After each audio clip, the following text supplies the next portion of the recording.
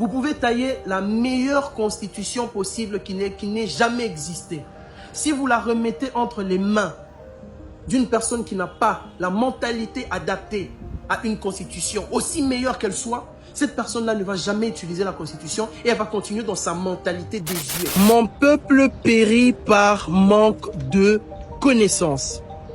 Telle est la phrase très connue dans le christianisme. C'est comme ça que je vous demande, vous qui me suivez, de pouvoir s'armer de connaissances. La connaissance est une arme afin d'éviter d'être manipulé, d'être entraîné à gauche ou à droite parce que vous manquez de connaissances et vous périrez à cause du manque de connaissances. Cette question sur la Constitution va demander à ce que les cerveaux, la jeunesse, ces cerveaux-là qui vont à l'école, qui étudient, qui comprennent, qui puissent participer activement au processus démocratique du pays et qui puissent expliquer à ceux qui ont moins de connaissances de quoi parle-t-on.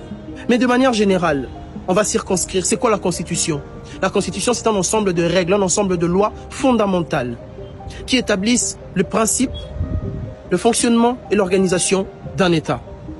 La Constitution, c'est la base juridique et politique d'un pays. C'est la loi suprême. Il est important pour nous de marquer une petite parenthèse. Parce que dans le débat public aujourd'hui, on fait la confusion entre la bonne gouvernance et la Constitution. La bonne gouvernance et la Constitution, ça n'a rien à voir, bien qu'il y a un lien. Mais la bonne gouvernance, c'est la gestion efficace et efficiente des ressources publiques. Et on entend beaucoup de gens dire, est-ce que c'est la Constitution qui nous empêche d'avoir des routes, des écoles, des hôpitaux? Ce n'est pas la Constitution, c'est la bonne gouvernance. Ici, on parle de la Constitution dans un cadre normatif, dans un cadre légal. C'est la loi suprême. Alors, soyons méthodiques. La Constitution, on peut la comparer à un véhicule. Un véhicule, après avoir roulé X temps, ce véhicule demande un entretien. C'est comme dans la Constitution, on parle de révision constitutionnelle. C'est pour permettre à ce que certains articles qui ne collent plus avec la réalité vécue sur le terrain dans le pays puissent être adaptés exactement aux réalités du pays. Et on fait des amendements pour permettre de redonner un deuxième souffle à cette Constitution pour aller vers le cap qui a été déterminé.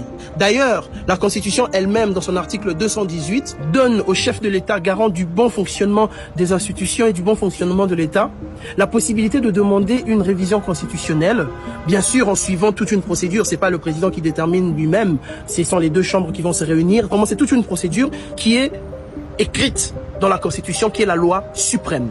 Voilà. Ça, c'est ce qui concerne la révision constitutionnelle.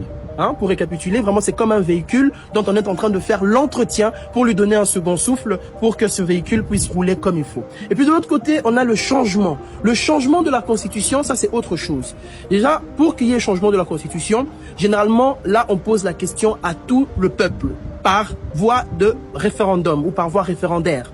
C'est un référendum où on demande l'avis du peuple pour demander, parce que là, c'est une question encore plus profonde, parce que c'est comme si on voulait changer de véhicule, et non seulement changer de véhicule, mais on voulait changer de cap, changer de direction.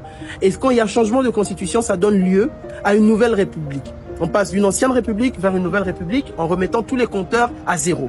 C'est un processus qui est laborieux, c'est un processus qui est rigoureux, qui demande beaucoup de précision. Ici, nous parlons de l'avenir de notre pays, nous parlons du futur de la République démocratique du Congo. Ce n'est pas une question à la légère. Il ne faut pas que cette question de la Constitution constitue un élément par lequel certains vont diviser les autres.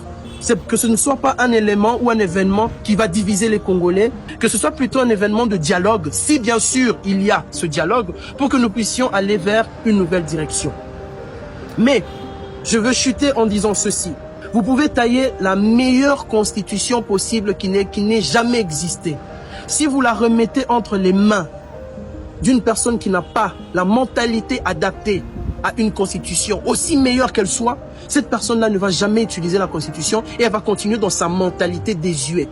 J'allais même plus loin en disant que si vous donnez la meilleure constitution à un singe, le singe va continuer à utiliser sa mentalité de singe parce qu'il ne comprend pas la quintessence de la constitution qui est la loi suprême. Tous les Congolais sommes d'accord que nous devons faire un travail sur la mentalité congolaise qui est le socle même qui va déterminer exactement où est-ce que le pays va aller.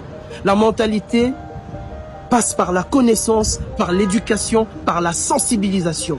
Que chaque Congolais puisse comprendre quel est son apport ou quel sera son apport pour les générations futures. Que notre mentalité puisse évoluer pour correspondre aux réalités que nous vivons.